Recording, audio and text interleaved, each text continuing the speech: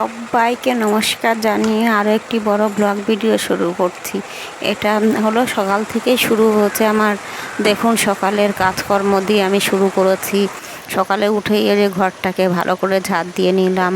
সকালবেলা খুব একটা ভালোভাবে করতে পারি না, পেরে উঠি না, প্রচুর কাজের চাপ থাকে। সব ঘরগুলো তুলে আপনাদেরকে দেখাতেও পারলাম না। কোনো রকমে একটা ঘরের ছবি, প্রথমে একটা ঘরটা ঝাড়ু লাগিয়ে নিয়েছি, লাগিয়ে নিয়ে যে ঘরটাকে মুছে নিচ্ছি, দিয়ে তারপরে যে আরেকটা ঘরে এসে গেছি। তো আরেকটা ঘরেও এই যে ঝাড়ু লাগিয়ে নিচ্ছি, নিয়ে এই যে তারপরে মুছতে শুরু করেছি। কি করব, সব ঘরে তো ক্যামেরা নিয়ে নিয়ে সকালবেলা সময় পেরে উঠি না। কারণ আমি ভোরবেলা 5:30 থেকে শুরু করি, ঘুম থেকেই উঠে শুরু করি। তারপরে তো সকালবেলা অফিসের রান্না থাকে, তার আগে আমি একটু ঠাকুরের কাজে হেল্প করি। সকালবেলা আমার স্বামীজি অর্থাৎ আমার হাজব্যান্ড ঠাকুর পুজো দিয়ে যায়, দিয়ে আমি সেই জন্য ঠাকুরের কাজে যতটা পারি সকালের বাসি কাজটা সেরে, মানে ঘর ঝাড় দিয়ে সমস্ত ঘরগুলো মুছে, তারপরে আমাদের বাসনগুলো মেজে গা হাত পা ধুয়ে এসে তারপরে ঠাকুরের শয়ন তুলে তারপরে এই যে দেখুন এখানে বাসনগুলো মেজে উল্টে দিচ্ছি। কি করব, প্রচণ্ড বৃষ্টি হচ্ছে, বৃষ্টির মধ্যে আমাকে ভিজে ভিজে বাসনগুলো মাজতে হচ্ছে। কারণ আমাদের বেসিনে খুব একটা জল ওঠে না, মানে ভীষণ ফোর্স থাকলেই জলটা আসে, নইলে আসে না। এই জন্যই বাইরে আমাকে সব বাসন মাজতে হয়। যাই হোক, বাইরে বাসন মেজে এই যে দেখুন বৃষ্টিতে ভিজে ভিজে তারপরে এনে জানলায় উল্টে দিচ্ছি। এইগুলো শুকালে তারপরে আবার যেখানে রাখা সেইখানে।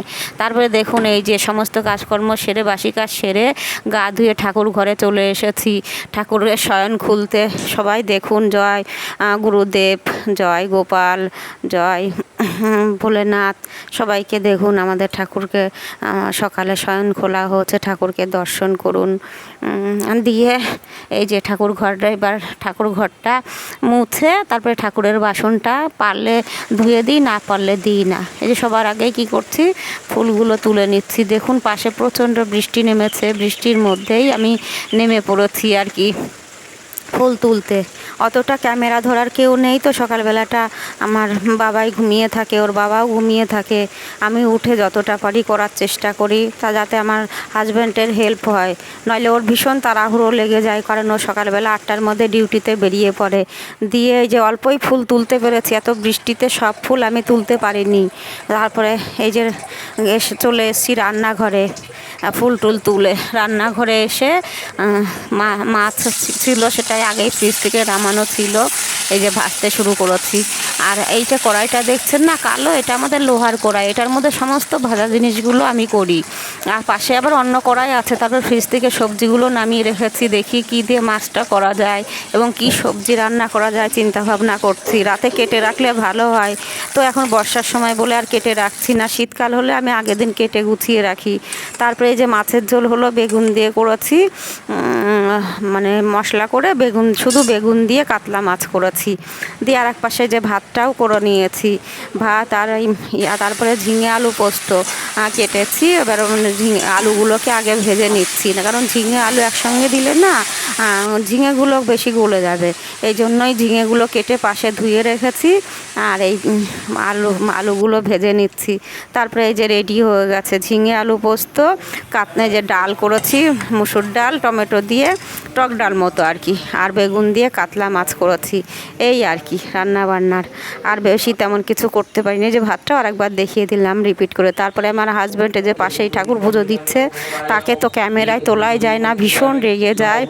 তবু আমি আড়ালে আবডাল লুকিয়ে ছুরিয়ে একটু হালকা তুলে এই যে বাচ্চাগুলো 10টায় পড়তে এসছে, প্রচণ্ড বৃষ্টি তো, ওরা আমায় ফোন করেছে, ম্যাম পড়তে আসবো? আমি বললাম হ্যাঁ এসে পড়ো, বিকাল 5টায় পড়াই আমি প্রতিদিন, দুপুর 12টায় পড়াই একবার, আবার বিকাল 5টায় পড়াই। তো ওরা 10টায় এসে গেছে। আমি সকালের কাজকর্ম সেরে বাচ্চাগুলোকে নিয়ে এই যে বই নিয়ে বসিয়েছি। ওরা খুব আনন্দ করে আমার সঙ্গে পড়ে, খেলাধুলা পড়া শেষ হয়ে গেছে, তারপরে এই যে আমার সঙ্গে খেলছে।